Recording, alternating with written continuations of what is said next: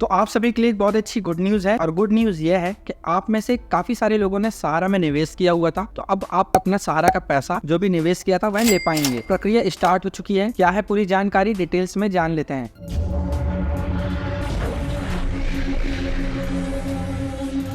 जैसे कि सहारा समूह का पिछले 4-5 वर्षों से जितने भी निवेशक थे उन सभी निवेशकों का जितना भी पैसा था वो फंसा हुआ था और इसमें काफी सारे लोगों ने अपनी जरूरतों के हिसाब से इसमें पैसे निवेश किए थे कि जरूरत पड़ने के वक्त वह अपने पैसों को ले सके। किसी ने अपनी शादी के लिए किया था, किसी ने अपने बच्चों की एजुकेशन के लिए किया था और काफी सारे रीजंस थे, लेकिन अक्सर ज्यादातर जो रीजंस थे वह शादी के थे। काफी सारे लोगों ने अपने परिवार में से किसी न किसी की शादी के लिए पैसों को सेव करके रखा हुआ था, लेकिन उन्हें उस वक्त जरूरत नहीं मिली और ऐसे लोगों को बाहर से प्राइवेट लोन लेने पड़े और उन लोन के ब्याज के चक्कर में वह आज भी फंसे हुए हैं और उसका ब्याज चुका रहे हैं। और जितना सहारा में निवेश करके उनको प्रॉफिट नहीं मिला था उससे कहीं ज्यादा तो उन्होंने प्राइवेट लोन लेकर उस पर ब्याज दे करके अपना पैसा गवा दिए हैं। सारी जानकारी हम इस वीडियो में बात करने वाले हैं स्टेप बाय स्टेप। तो सबसे पहले हम बात करते हैं कि जिन लोगों ने भी सहारा में पैसे निवेश किए थे तो वह अपना पैसा कैसे निकालेंगे। तो यहाँ पर आपको स्क्रीन में नजर आ रहा होगा केंद्र सरकार ने वेबसाइट लॉन्च कर दी है और इस वेबसाइट में जा करके आप अपने पैसों को यानी कि रिफंड का दावा कर सकते हैं, यानी कि रिफंड लेने के लिए अप्लाई कर सकते हैं। और ये सब पॉसिबल कैसे हो पाया? तो यह सब पॉसिबल हो पाया है सहारा के एजेंट के थ्रू, यानी कि जितने भी एजेंट थे उन पर काफी प्रेशर हो रहा था, जितने भी निवेशक थे। तो इन सभी एजेंट्स ने अपना एक समूह बनाया था जिसका नाम निवेशक अभिकर्ता हितग्राही संघ नाम रखा गया था और इस संघ ने काफी प्रयास किया निवेशकों का पैसा सहारा से निकलवाने का और इन्होंने काफी जिद्दोजहद की, यानी कि बहुत ही मेहनत की है। तो इसका पूरा क्रेडिट भी इन्हें ही जाता है और आखिरकार 3-4 वर्ष की कड़ी मेहनत के बाद इनकी यह मेहनत रंग लाई और केंद्र सरकार ने इसकी घोषणा की थी कि वह जल्द से जल्द वेबसाइट लॉन्च करेंगे और जिससे कि निवेशक उस वेबसाइट पर अपने रिफंड का दावा कर पाएगा और पूरे के पूरे पैसे अपने बैंक खाते पर ले पाएगा। लेकिन जुलाई में इस वेबसाइट को केंद्र सरकार के द्वारा लॉन्च कर दिया गया है और अब आप इस वेबसाइट में जाकर अपना रिफंड दावा कर सकते हैं। इसका पूरा प्रोसेस मैंने आगे बताया है, लेकिन उसके लिए किन किन चीजों की आवश्यकता होने वाली है पहले हम उसे जान लेते हैं। लेकिन कुछ बहुत महत्वपूर्ण बातें हैं, अगर यदि आप उसमें गलती करते हैं तो आपका पैसा नहीं मिलेगा। तो कौन सी वो महत्वपूर्ण बातें हैं वह भी मैं वीडियो में आगे बताऊंगा, तो वीडियो को बिना स्किप किए पूरा जरूर देखें और इसी प्रकार की जानकारी और टिप्स के लिए हमें अभी सब्सक्राइब और फॉलो जरूर करें। तो आगे बढ़ते हैं। जैसे कि केंद्र सरकार ने अपनी वेबसाइट को लॉन्च कर दिया है और जितने भी निवेशक हैं तो वह इस वेबसाइट पर जाकर हर प्रकार से दावा कर सकते हैं अपने पैसे के रिफंड के लिए, यानी कि अप्लाई कर सकते हैं रिफंड लेने के लिए। अब कुछ जरूरी बातें जो कि निवेशकों को याद रखनी है अगर यदि आप इसमें रिफंड के लिए अप्लाई करते हैं, तो इन बातों की सावधानी आपको रखनी है और याद भी रखना है कि आपके पास में ये डॉक्यूमेंट्स मौजूद होने चाहिए। सबसे पहला आपके पास में आधार कार्ड मौजूद होना चाहिए। आधार कार्ड में आपका मोबाइल नंबर रजिस्टर्ड होना चाहिए। अगर आपके आधार कार्ड से मोबाइल नंबर रजिस्टर्ड नहीं है तो जल्द से जल्द करवा लें, अन्यथा आप इस रिफंड प्रोसेस में आप अपना दावा नहीं कर पाएंगे। दूसरा, आधार के अनुसार आपकी निवेशक के द्वारा जो भी जानकारी यानी कि नाम और एड्रेस दिया हुआ है वह मैच खाना चाहिए, जो कि आपकी सहारा बुक में रजिस्ट्रेशन के वक्त आपका नाम दर्ज हो वह आधार कार्ड से मैच खाना चाहिए। अगर मैच नहीं खाता है तो आप उसके लिए कोई भी एफिडेविट का यूज कर सकते हैं और यहाँ पर लगा सकते हैं कि एजेंट ने यहाँ पर नाम की स्पेलिंग में गलती कर दिया था, आपका सही नाम यह है। ये 2 चीजें याद रखनी है। और तीसरा, आपके आधार कार्ड पर जन्म तिथि पूरी दर्ज होनी चाहिए। अगर सिर्फ सन बस डला हुआ है या गलत डेट ऑफ बर्थ है आपकी तो आप इसके लिए एलिजिबल नहीं होंगे। तो आप अपनी डेट ऑफ बर्थ अपने आधार कार्ड में पूरी स्पष्ट रूप से जरूर दर्ज करवा लें। अगर नहीं है तो आप आधार सेंटर में जाकर इसे सुधार करवा सकते हैं। अब चौथा, आपने जब भी सहारा में निवेश किया था तो उसका आपके पास में रजिस्ट्रेशन कागज होगा, यानी कि एक स्लिप दी गई होगी आपको उसकी कि आपका यह अकाउंट कितने वर्षों के लिए है और कौन सी स्कीम के तहत आपका ये खाता खोला गया है। तो उसकी आपके पास में स्लिप होना आवश्यक है, बिना इसके आप दावा नहीं कर पाएंगे। तो आप अपने एजेंट से वह स्लिप जरूर मांगे और अगर यदि नहीं है तो किसी भी नजदीकी सहारा ऑफिस में जाएं या फिर अपने एजेंट से संपर्क करें, तो एजेंट वह आपको स्लिप निकलवाने की कोशिश करेगा और वह स्लिप आप तक पहुंचाएगा, क्योंकि इस स्लिप के बिना आप दावा नहीं कर सकते। और वह स्लिप कैसी, तो आप यहाँ पर देख सकते हैं, स्क्रीन पर आपको दिख रही होगी। जब कभी भी आपका सहारा में अकाउंट खोला गया था जिसके लिए आप दावा कर रहे हैं पैसे रिफंड के लिए, तो वह अकाउंट किस स्कीम के तहत खोला गया था, कब खाता खोला गया था, किसने खोला था, उसका रजिस्ट्रेशन नंबर, सारी चीजें आपको इस पर मिल जाएंगी और कितने साल तक के लिए ये स्कीम चलाई जानी है, सारी जानकारी आपको उसी रजिस्ट्रेशन स्लिप पर मिल जाएगी। तो यह स्लिप आपके पास होना बहुत ही जरूरी है। इसके बाद नेक्स्ट, और इसी स्लिप में आपको सोसाइटी का नाम, सदस्यता नंबर और जमा की गई राशि, इन सभी की डिटेल्स मिल जाएगी। आप यहाँ पर जो आपको पासबुक दी गई थी उन सभी की सारी डिटेल्स आपको यहाँ पर देनी होगी, यानी कि इस वेबसाइट में देनी होगी। नेक्स्ट, अगर आपने सहारा से किसी भी प्रकार का लोन लिया है तो आपको उसकी भी जानकारी यहाँ पर देनी होगी। सहारा से ही आपने अपना पैसा निवेश किया था और उसी में से आपने लोन लिया था तो उसकी भी जानकारी आपको यहाँ पर देनी होगी। और अगर नहीं लिया था लोन तो आप इस कॉलम को छोड़ सकते सकते हैं। नेक्स्ट, अगर यदि निवेशक दावा कर रहा है पैसे रिफंड के लिए, जिस अमाउंट के लिए वह दावा कर रहा है, क्लेम कर रहा है, वह राशि 50,000 से कम है, तो वह डायरेक्ट यहाँ पर दावा कर सकता है, यानी कि अप्लाई कर सकता है। और अगर यदि 50,000 से अधिक की राशि के लिए यहाँ पर क्लेम कर रहा है, तो उसके पास में पैन नंबर होना आवश्यक है। पैन नंबर यानी कि पैन कार्ड होना उसके पास आवश्यक है। अगर आपके पास में पैन कार्ड नहीं है तो पैन कार्ड अभी जरूर बनवा लें, क्योंकि बिना पैन कार्ड के आप 50,000 से ऊपर की राशि नहीं निकलवा पाएंगे। और सबसे इंपॉर्टेंट बात, यहाँ पर आप एक बार अप्लाई करने के बाद इस पोर्टल पर दोबारा अप्लाई नहीं कर सकते हैं कि आपने यहाँ पर अप्लाई किया, फिर उसके बाद आपने सोचा कि अभी मैंने गलती कर दिया तो दोबारा अप्लाई कर दूं, ये चीज डॉक्यूमेंट्स अभी नहीं है, मैं दोबारा अप्लाई कर दूंगा, तो आप नहीं कर सकते। मात्र एक ही बार आप इसमें अपना दावा कर सकते हैं। इसलिए आपको इन सभी चीजों का ख्याल रखना है। इसीलिए मैंने आपसे कहा था कि सभी इंपॉर्टेंट जानकारी है, तो इसे ध्यान से जरूर सुनिए। नेक्स्ट, और फिर इसके बाद वेरिफिकेशन होगा। उसके बाद आपको वेरिफिकेशन फॉर्म को डाउनलोड कर लेना है और उस फॉर्म में अपनी फोटो को चिपका करके उसमें साइन करना है और इसी वेबसाइट में जा करके आपको अपलोड कर देना है। और जब आपका फॉर्म सबमिट हो जाएगा सफलतापूर्वक, तो आपको मैसेज भी आपके रजिस्टर्ड मोबाइल नंबर पर प्राप्त हो जाएगा। इसके बाद सहारा सोसाइटी और सरकारी अधिकारी इसे वेरीफाई करेंगे और वेरीफाई हो जाने के बाद आपके द्वारा दिए गए बैंक खाते पर जो भी राशि आपने क्लेम की है वह आपके बैंक खाते पर पहुंचा दी जाएगी। तो यह तो हो गई कुछ जरूरी बातें। अब आप इसके लिए अप्लाई कैसे करेंगे? अप्लाई करने का